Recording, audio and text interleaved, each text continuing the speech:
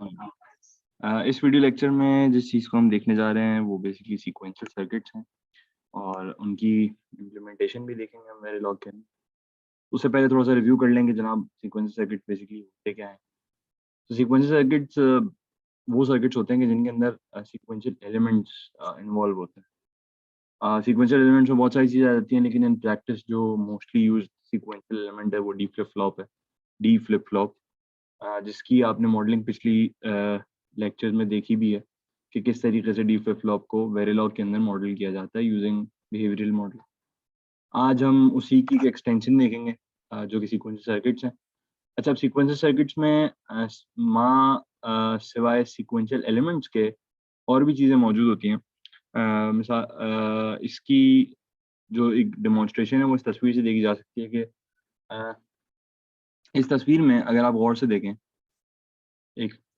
इस तस्वीर में अगर आप गौर से देखें तो इस तस्वीर के अंदर आपको ये दिखेगा कि इस तस्वीर में एक आपको ये एलिमेंट नज़र आ रहा है। ये फ्लिप फ्लॉप का सिंबल है, यानी जब आप आर्किटेक्चर डायग्राम्स बना रहे होते हैं डिजिटल सिस्टम में तो ये सिंबल फ्लिप फ्लॉप के सिंबल को रिप्रेजेंट करता है, डी फ्लिप फ्लॉप के सिंबल को। इस तरीके से यहाँ पर भी ये चीज़ मौजूद है और बाकी सारे सिंबल्स तो आपके जाने माने ही हैं, or gate, and gate, not gate. तो sequential circuit as shown in this picture is a circuit which is a combination which has both the elements, यानी sequential elements भी उसके अंदर मौजूद होते हैं और combination elements भी उसके अंदर मौजूद होते हैं। It's a combination of both कि जिनके कॉम्बिनेशन से मिल के फिर एक सर्किट इंप्लीमेंट की जाती है या डिजाइन की जाती है फॉर यूजेजेस, और उसके डिफरेंट यूजेजेस हो सकते हैं। अच्छा, इस किस्म के सर्किट्स आपको दिखेंगे जब डिजाइन कर रहे होंगे इन फ्यूचर आप कोई भी माइक्रो प्रोसेसर का डेटा पाथ। तो उसके अंदर इस किस्म के सर्किट्स आपको नज़र आते हैं कि जहाँ पे फॉर डिफरेंट पर्पसेस अगर आपने अपने माइक्रो प्रोसेसर को मिसाल के तौर पे मल्टी साइकिल माइक्रो प्रोसेसर बनाना है या अपने माइक्रो प्रोसेसर के अंदर पाइपलाइनिंग को इम्प्लीमेंट करना है, तो इस किस्म के सर्किट्स आपको नज़र आते हैं कि जिसके अंदर एक कॉम्बिनेशनल सर्किटरी का एलिमेंट होता है, वो अपना एक खास काम करता है, and then the result gets flopped into your flip flops, यानी सीक्वेंशियल एलिमेंट्स, एंड अल्टीमेटली फिर उनका आउटपुट निकल के एक और कॉम्बिनेशन सर्किटरी में जाता है जो कि फिर अपना एक जो स्पेसिफाइड काम है वो करती हैं, and the result of that goes into another flip flop, एक और फ्लिप फ्लॉप में उसका रिजल्ट जाता है, एंड अल्टीमेटली फिर उस फ्लिप फ्लॉप का रिजल्ट भी आपका आउटपुट की तरफ जाता है या फिर किसी और कॉम्बिनेशन सर्किटरी का इनपुट बनता है। तो this is how it goes. अब इस डेटा पाथ को बीच में रजिस्टर लगा के तोड़ने का मकसद यही होता है कि जो क्लॉक स्पीड है वो चूंकि डिपेंडेंट होती है उस डिले की कि जो आपकी कॉम्बिनेशन सर्किटरी ले रही है in order to execute the whole process। उस डिले को कम कर दिया जाए या उस डिले को तोड़ दिया जाए भी। यानी कि अगर मैं यही कॉम्बिनेशन सर्किटरी जो यहाँ मैंने इम्प्लीमेंट की हुई है ये मैं उठा के अगर इम्प्लीमेंट कर दूंगा एक साथ विदाउट एनी रजिस्टर्स, तो मुझे जो क्लॉक फ्रीक्वेंसी अपने सर्किट में रखनी होगी, और अज्यूमिंग इसके इनपुट पे और आउटपुट पे रजिस्टर लगा हुआ है, तो जो मुझे क्लॉक फ्रीक्वेंसी रखनी होगी वो इस टोटल सर्किट की लेटेंसी के हिसाब से रखनी होगी कि ये टोटल सर्किट कितना डिले रह रहा है, उसके हिसाब से मैं अपनी क्लॉक को रखूंगा। मिसाल के तौर पे अगर टोटल सर्किट मिसाल इसकी मैं दे रहा हूँ, इसकी अगर टोटल सर्किट पूरा जो है ये 1 नैनो सेकंड का डिले ले रहा है, तो मुझे उसके हिसाब से क्लॉक फ्रीक्वेंसी जो अल्टीमेटली बनती है 1 नैनो सेकंड का इनवर्स लेके जो फ्रीक्वेंसी आती है वो मुझे रखनी पड़ेगी एज अ क्लॉक फ्रीक्वेंसी। लेकिन अगर मैं इसी सर्किट को जैसे मैंने तोड़ा हुआ है, यानी मैंने कॉम्बिनेशन लॉजिक पार्ट को तोड़ दिया, बीच में से रजिस्टर्स इंक्लूड करा दिए, यानी बीच में से फ्लिप फ्लॉप्स इंक्लूड करा दिए। अब मैं क्या करूंगा, मैं अब चूंकि मेरा डिले जो मैक्सिमम डिले है या जिसको हम क्रिटिकल पाथ कहते हैं, जो the path of maximum delay in a combination network, क्योंकि अब मेरा वो कम हो गया है, तो उसकी वजह से क्या होगा कि मेरे पास जो क्लॉक की फ्रीक्वेंसी अल्टीमेटली वो बढ़ जाएगी, और इसी किस्म के काम को करके जो प्रोसेसेस हैं उनमें फ्रीक्वेंसी ऑफ द प्रोसेसेस को बढ़ाया जाता है। खैर बहरहाल, ये तो एक थोड़ा-सा आइडिया देना था आपको कि इस किस्म के सर्किट्स कहाँ काम आते हैं और माइक्रो प्रोसेसर्स की डिज़ाइनिंग में इनका क्या काम आता है। लेकिन बहरहाल अ अ, इस वीडियो के स्कोप तक हम इनकी सिर्फ़ सिंपल इम्प्लीमेंटेशन इन वेरिलॉग कर रहे होंगे और ये देख रहे होंगे कि इन सर्किट्स को किस तरीके से हम वेरिलॉग में मॉडल कर सकते हैं। अच्छा, दोनों चीज़ें मौजूद हैं, फ्लिप फ्लॉप्स भी मौजूद हैं, प्लस इनके अंदर ये कॉम्बिनेशन लॉजिक भी मौजूद है, तो हम इनको मॉडल कर रहे होंगे using a mix of both modelling, यानी डेटा फ्लो मॉडल को भी यूज़ कर रहे होंगे और बिहेवियरल मॉडलिंग को भी यूज़ कर रहे होंगे। मिसाल के तौर पर हम इस तरीके से कर रहे होंगे कि ये वाला जो कॉम्बिनेशनल पार्ट है, जो इनपुट्स को लेता है और इस और एंड गेट से गुजार के लाता है, ये इसका रिजल्ट एक वायर में स्टोर हो रहा होगा। फिर वो वायर जाके बिहेवियरल मॉडलिंग के अंदर या ऑलवेज ब्लॉक के अंदर इस फ्लिप फ्लॉप के अंदर साइन होती है, अल्टीमेटली आगे भी काम इसी तरीके से चल रहा होगा। तो without any further ado, let's go on towards implementing the circuit in Verilog। इसके लिए हम अगेन फाइल्स मैंने पहले से बना ली हैं, टेस्ट बेंच और सीक्वेंस सर्किट की डिज़ाइन की। सिर्फ ये इसको यहाँ से कॉपी कर लूँ। अच्छा, चीज़ देखने की है वो ये है कि अब मुझे किस तरीके से अपनी मॉडलिंग करनी है। अब मैंने यहाँ पे इनपुट्स और आउटपुट्स पहले से डिक्लेयर किए हैं as per the discussed circuit. तो अब इसको मैं आके देख लेता हूँ क्या करना। तो सबसे पहले मैं एक वायर असाइन कराता हूँ। सबसे पहले मैं लिख लेता हूँ कि implementing the combinational logic for of flip of first register। ठीक है सर। अब इसमें होगा क्या, हम कर क्या रहे हैं, हम ये combination logic in the first place कि जो इस फर्स्ट रजिस्टर का इनपुट बने, यानी कॉम्बिनेशन लॉजिक का जो आउटपुट है, as you can see here, is acting as an input to this register. तो हम वो चीज इंप्लीमेंट करने जा रहे हैं। तो इट्स सिंपली नथिंग कि दो इनपुट्स को और गेट किया और किया गया और फिर उनका जो और का रिजल्ट है वो आके एंड गेट पास ऑन किया गया। अच्छा, अब इसके बाद क्या होगा, इसके बाद I just declare a wire कि जिसके अंदर मैं ये कह रहा हूँ कि मैं इस वायर का नाम रख देता हूँ result combinational COMB for combinational reg, यानी रजिस्टर 1 का जो इनपुट कॉम्बिनेशनल नेटवर्क है का जो रिजल्ट है वो इस वायर में स्टोर होगा। ये नाम है, इस नाम को आप कुछ भी दे सकते हैं अपनी मर्जी से। और उसके बाद मैं यहाँ पे साइन करा देता हूँ इसके अंदर कि भाई सीधा सीधा वही कॉम्बिनेशनल मॉडलिंग, सीधे सीधे डेटा फ्लो मॉडलिंग आज से पहले से करते आए हैं। इज इक्वल्स टू सर्किट में ए और बी को और किया गया है, ए और बी, और इस पूरे को एंड किया गया है सी के साथ, एंड सी। ठीक है जी, ये इम्प्लीमेंटेशन हो गई। द नेक्स्ट फेज इज कि मैं इस रिजल्ट को जब मैं वायर में स्टोर करा दिया, जो वायर मैंने डिक्लेयर किया था, अब इस वायर को मुझे इस फ्लिप फ्लॉप का इनपुट बनाना है। तो उसके लिए मुझे जाहिर है कि रजिस्टर डिक्लेयर करना पड़ेगा। तो मैं उस रजिस्टर को यहाँ पे डिक्लेयर कर लेता हूँ, रजिस्टर, उसका नाम भी मैं रेज 1 के नाम से रख देता हूँ। अच्छा, रेज 1 के नाम से रख दिया। मुझे अब चूंकि मुझे रजिस्टर्स को यूज करना है अपने डिजाइन के अंदर, तो obviously I need a clock plus I also need a reset pin, जिसको मैं रीसेट के लिए, रजिस्टर के रीसेट के लिए यूज कर सकूं। तो I have to have these inputs as well in my design, reset clock. अच्छा, अब मैं ऑलवेज ब्लॉक के जरिए से मॉडल करने जा रहा हूँ अपने पहले रजिस्टर को,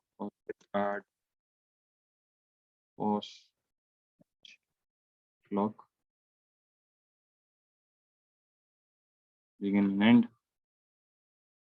इसके अंदर सबसे पहले तो, क्योंकि मुझे रीसेट की कंडीशन भी डालनी है, तो सबसे पहले मैं कह देता हूँ कि भाई अगर आपका रीसेट का सिग्नल, जो आपकी RST का सिग्नल है, if it is high, if it is equal to 1v1, then just simply do one thing कि आप रजिस्टर के अंदर रेज 1 के अंदर 1v0, चूंकि एक बिट का चूंकि रजिस्टर है तो 1v0 आप सेव करा दें। अगर ऐसा नहीं है और रीसेट की पिन हाई नहीं है, रीसेट की पिन लो है, तो आपने अपनी नॉर्मल फंक्शनैलिटी करनी है। उस सूरत में आप क्या करें कि रेज 1 के अंदर असाइन करा दें उस वायर की वैल्यू के जो उसके कॉम्बिनेशन सर्किट के कॉम्बिनेशन नेटवर्क का आउटपुट है, जो कि हमने पहले डिजाइन कर लिया। अच्छा, अब इस पूरी डिजाइनिंग से हुआ क्या, हुआ ये कि रेज 1 के अंदर जो हमारा डिजायर्ड वायर था वो आके फ्लॉप हो गया, और डिजायर्ड वायर अपने अंदर इस कॉम्बिनेशन सर्किटरी का रिजल्ट रखता था। सही, यहाँ तक का सर्किट हमारा इम्प्लीमेंट हो गया, and now will move further कि हम बाकी सर्किट को इम्प्लीमेंट करें। अब अगर आप बाकी सर्किट में देखें तो जो सर्किटरी है इसके अंदर जो इनपुट आ रहा है, यानी इस नॉट गेट का जो इनपुट है बेसिकली वो इस रजिस्टर 1 की वैल्यू का है। याद करें, हमने जब कॉम्बिनेशन लॉजिक को पढ़ा था, या हमने जब डेटा फ्लो मॉडलिंग को डिटेल में देखा था, तो हमने वहाँ पे डेटा फ्लो मॉडलिंग में बात की थी कि जब आप डेटा फ्लो मॉडलिंग कर सकते हैं कर रहे होते हैं, तो your left hand side has to be a wire, लेकिन your right hand side could either be a wire or a register, यानी दोनों चीजें हो सकती हैं। क्यों? क्योंकि राइट हैंड साइड सिर्फ क्या करता है, वायर हो या रजिस्टर हो, दोनों की वैल्यूज को लेता है, और उन वैल्यूज को लेने के बाद उनको मैनिपुलेट करता है, उनके ऊपर लॉजिक इंप्लीमेंट करता है, अल्टीमेटली जो रिजल्टिंग आंसर बनता है उसको लेफ्ट हैंड साइड में स्टोर करा देता है, या सेव करा देता है, या साइन कर देता है, इसको इस तरीके से कहें। तो राइट हैंड साइड पे रजिस्टर हो सकता है, क्योंकि रजिस्टर का भी अपना एक आउटपुट होता है जो कि आप वायर से ही ले रहे हो, है वो रजिस्टर, लेकिन उसका एक अपना आउटपुट आप वायर से ही ले रहे हैं, यानी कि इस रजिस्टर का जब आपने आउटपुट लेना होगा तो उसके बाहर एक तार ही लगाएंगे। अब इस रजिस्टर में वैल्यू असाइन नहीं कर सकते असाइन स्टेटमेंट के जरिए, अलबत्ता इस रजिस्टर की वैल्यू इस तार से जो आपने ली है इसको यूज कर सकते हैं फॉर फर्दर असाइनमेंट। इसीलिए आप RHS of the data flow model के अंदर आप रजिस्टर्स को यूज कर सकते हैं। अच्छा, तो अब हमने कॉम्बिनेशन सर्किटरी जो कि सिर्फ एक नॉट गेट है, उसको हमने इम्प्लीमेंट करना है using using using data flow model, और using the input which is coming from the register 1। अच्छा, तो हम एक और वायर स्टोर करा देते हैं।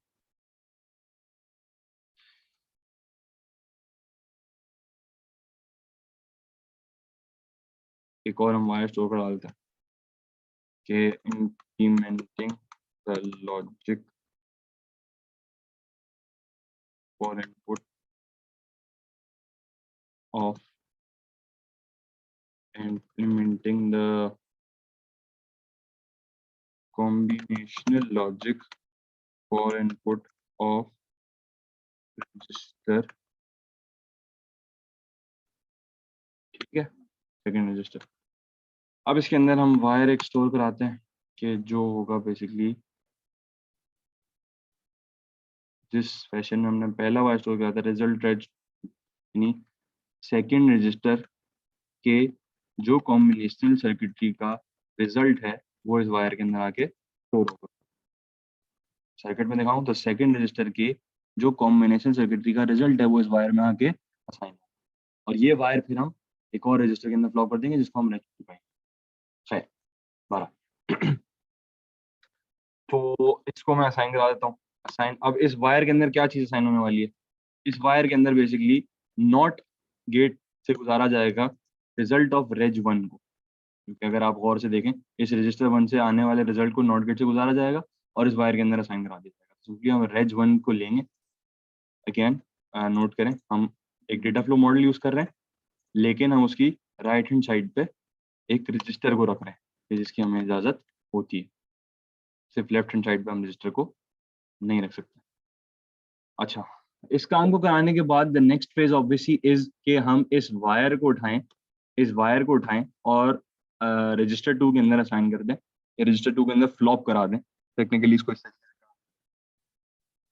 तो रजिस्टर 2 को अगर आप देखें तो उसका इनपुट जो है वो यही वायर है कि जो अभी जिसकी अभी हमने लॉजिक इंप्लीमेंट कर ली। तो अब रजिस्टर 2 को ज़ाहिर है हमें डिफाइन भी करना पड़ेगा। तो लेट्स डिफाइन रजिस्टर, इसको हम अगेन उसी नॉमेनक्लेचर के साथ डिफाइन करेंगे कि जिससे हमने रजिस्टर 2 को रजिस्टर 1 को डिफाइन किया था। अच्छा, मजे की बात है कि एक ही ऑलवेज ब्लॉक को यूज करते हुए आपके डिजाइन में जितने भी रजिस्टर्स हैं सबको आप डिजाइन कर सकते हैं, तो आप मॉडल कर सकते हैं। सर्किट कैसे सही इंप्लीमेंट होता है, फिर सर्किट इम्प्लीमेंटेशन डिपेंड्स ऑन के what you are connecting in it. ठीक है, आप उस चीज इट बेसिकली शोज कि आपने सर्किट किस तरीके से बनाया है। अच्छा, अब होगा क्या? होगा ये कि सबसे पहले मुझे इसके लिए भी रीसेट की कंडीशन डालनी पड़ेगी कि भाई अगर रीसेट 1 एक ही साथ एक ही रीसेट से मैं सारे रजिस्टर्स को क्या करूँगा, मैं रीसेट कर दूँगा। अगर रीसेट 1 है तो भाई रेज 2 को भी 0 कर दो, और अगर रीसेट 1 नहीं है तो फिर क्या करो, रेज 2 के अंदर क्या चीज़ स्टोर कराओ, रेज 2 के अंदर रिजल्ट ऑफ कॉम्बिनेशन रेज 2 ये स्टोर कराओ जाके। अच्छा, तब ये तुम स्टोर करा दो, आपने इम्प्लीमेंट कर। The next phase of the circuit is very simple.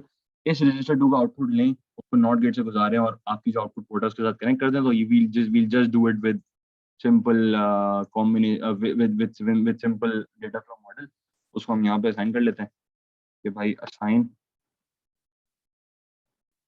z is equals to not of reg 2,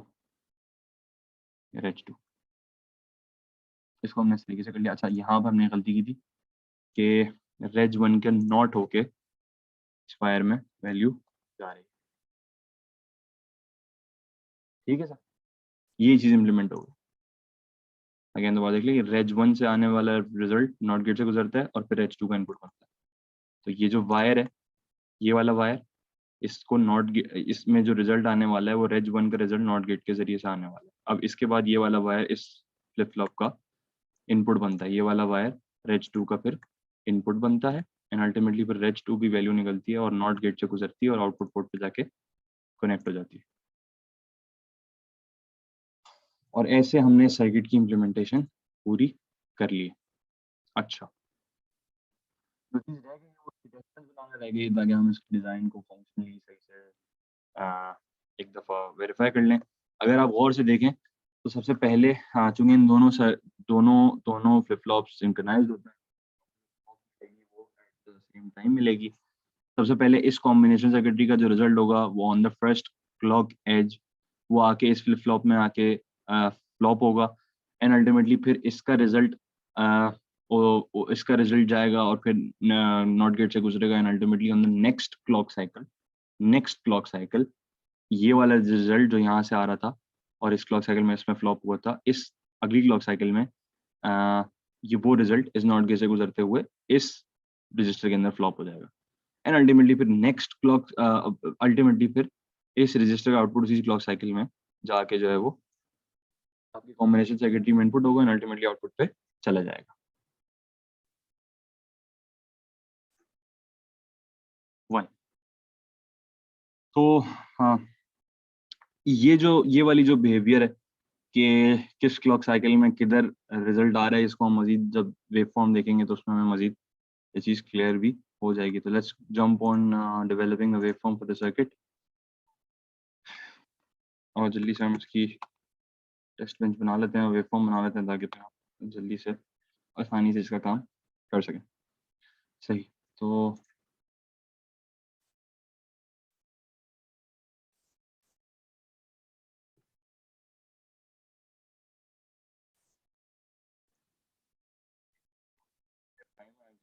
created the test bench on my own। ये टेस्ट बेंच आपने पहले भी जब आप डी फ्लिप फ्लॉप की वीडियो देख रहे होंगे तो यकीनन आपने देखी होगी, वहाँ पे क्लॉक जनरेशन किस तरीके से होती है और फिर आप इनपुट्स किस तरीके से जनरेट करते हैं, सारी चीज़ें आप लोग पहले देख चुके हैं। सिर्फ यहाँ पे वहाँ पे भी आपने यकीनन देखा होगा कि रीसेट किस तरीके से दिया जाता है एक फ्लिप फ्लॉप को रीसेट करने के लिए टेस्ट बेंच के अंदर, और जाहिर है कि उसके बाद बाकी सारे मामला कैसे होते हैं। तो इट्स जस्ट दैट, और ये मैंने रन करके जी टी के पोल ली है। अगर आप इस जी टी के वेव को गौर से देखें तो ए और इनिशियली 100 और हाई हाई हुए का मतलब ये है कि आपका जो आउटपुट है उसको ज़ीरो जाना चाहिए। और क्योंकि रजिस्टर्स को मैंने वापस से रीसेट करके ज़ीरो कर दिया है, प्लस आउटपुट के ऊपर भी एक चीज़ ऐड कर दी है कि जब रीसेट की पिन लो हो तो ही आउटपुट काम करे, वरना ना करे। यानी कि रीसेट की पिन हाई होगी तो इस आउटपुट का रिजल्ट ज़ीरो हो जाएगा। इसको इसलिए किया जाता है ताकि आप अपने जो सर्किट उनको टोटली रीसेट कर सकें जब आप रीसेट का सिग्नल हाई करें। उसके बाद अगर आप गौर से देखें तो 100 सेकंड के बाद ए, बी और सी की वैल्यू को चेंज किया जाता है।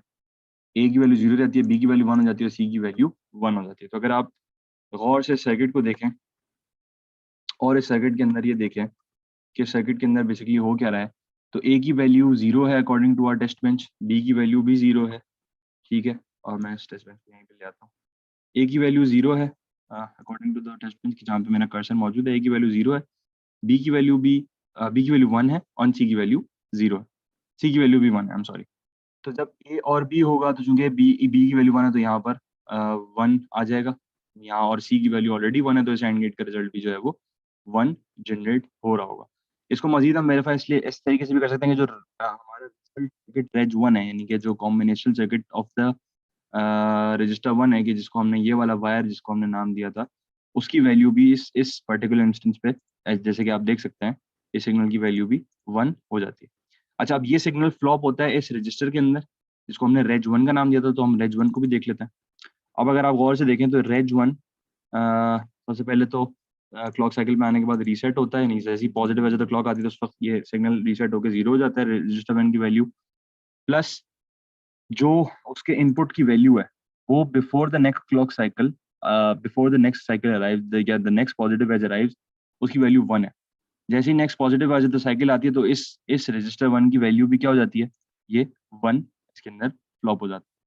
अच्छा, अब इस 1 के फ्लॉप होने के साथ ही ये रजिस्टर 1 इनपुट बना था इस कॉम्बिनेशन सर्किट के पीस का, कि जिस कॉम्बिनेशन सर्किट का जो आउटपुट था उसको हमने सर्किट रिजल्ट कॉम रेज 2 के अंदर स्टोर किया था। तो चूंकि 1 से आने वाला रिजल्ट 1 है एज यू कैन सी, तो इस इंस्टेंस पे इस कॉम्बिनेशनल सर्किट ने जो रिजल्ट दिया है, क्योंकि कॉम्बिनेशन सर्किट फौरन से रिजल्ट दे देता है, तो उस वक्त उसने जो रिजल्ट दिया है वो 0 दिया है, क्योंकि जाहिर है 1 को जब वो नॉट गेट से गुजारेगा तो उसको 0 कर देगा। अच्छा, अब इस नॉट गेट का रिजल्ट अगेन इस वायर का रिजल्ट फ्लॉप होने वाला है रेज 2 के अंदर, तो हम रेज 2 को भी देख लेते हैं। रेज 2 को जब हम देखेंगे तो रेज 2 को अगर आप देखें तो नेक्स्ट अब यहाँ पे आपको दिख रहा होगा कि जी इसके इनपुट को तो 0 किया हुआ है हमने, यानी कि इसका इनपुट तो 0 हुआ हुआ है, क्योंकि हमने देखा कि जब रेज 1 से 1 आ रहा है तो वो नॉट गेट हो जाता है, ये तो ठीक है।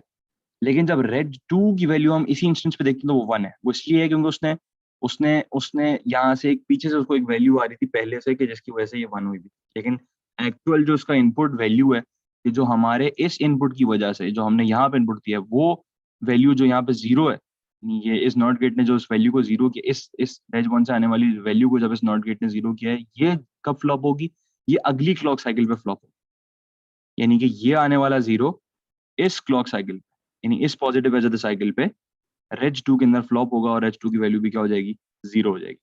अब अगर आप सर्किट में वापस देखें तो रेज 2 की वैल्यू इस नॉट गेट का इनपुट बन रही है, कि जो फिर अल्टीमेटली Z बन रहा है। Z यानी इस 0 पे, यानी इस वैल्यू 0 को जब नॉट गेट से गुजारेंगे तो अल्टीमेटली आपको जो आउटपुट Z है, मैंने हाईलाइट किया हुआ है इस इंस्टेंस में, हो जाएगा 1 हो जाएगा, एंड अल्टीमेटली आपका आउटपुट एज एक्सपेक्टेड आ रहा है। So that was all about the sequential circuits. इसमें मजीद कॉम्बिनेशन मजीद डिटेल्ड सर्किट्स बनाए जाते हैं। यहाँ पे हमने सिर्फ सिंगल बिट पे सारा काम किया है, ये मल्टीपल बिट पे भी काम होता है और इसके अंदर मजीद डिफरेंट कॉन्सेप्ट्स भी आते हैं। About the video. Hope it was interesting for you. Until next time, it's goodbye from me.